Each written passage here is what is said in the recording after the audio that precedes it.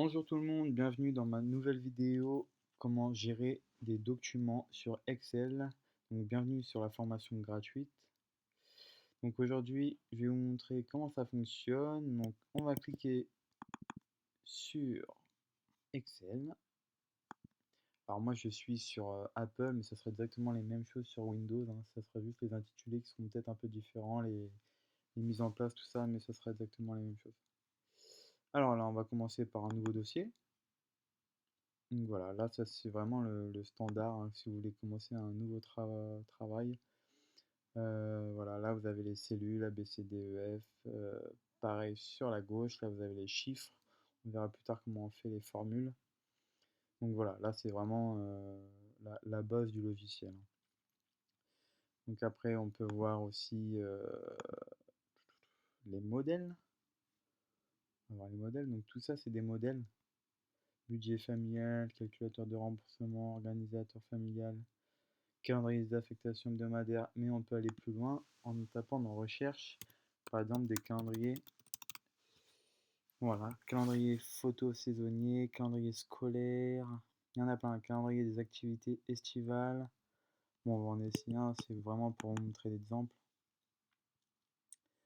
Voilà, donc là vous avez le mois d'août, voilà, septembre, octobre, novembre.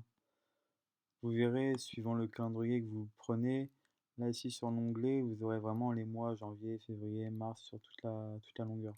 Donc là c'est en une seule page, le calendrier, il est fait comme ça. Voilà. Donc là je le ferme, c'était juste pour l'exemple. Donc après, vous pouvez aller dans Fichier aussi. Alors sur Windows XP, il faudra le faire à partir de Fichier, nouveau à partir d'un modèle. Là, vous allez tomber sur cette page-là. Hop, je ferme. Je vais vous montrer aussi comment enregistrer un fichier.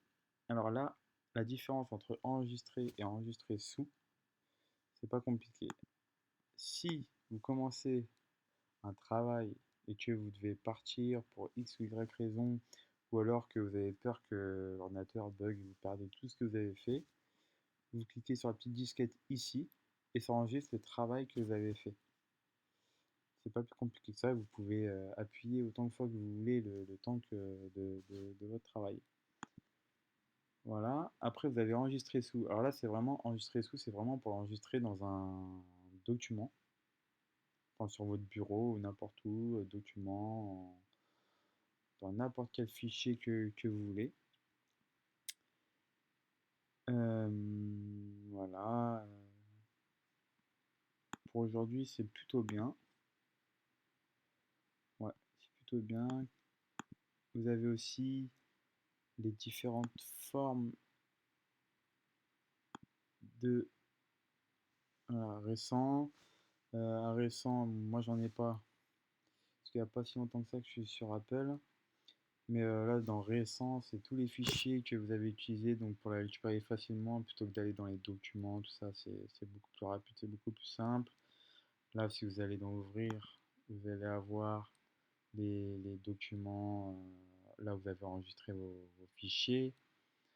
OneDrive, ça c'est pour vraiment, c'est pour communiquer d'une tablette à un iPhone ou d'un autre ordinateur sous le même compte. Donc ça permet de ne pas prendre une clé USB, hein. C'est vraiment pour partager les documents avec vous-même. Voilà, donc voilà pour aujourd'hui. J'espère que la vidéo vous a plu. N'hésitez pas à vous abonner pour voir les prochaines vidéos que je vais vous faire pour cette formation.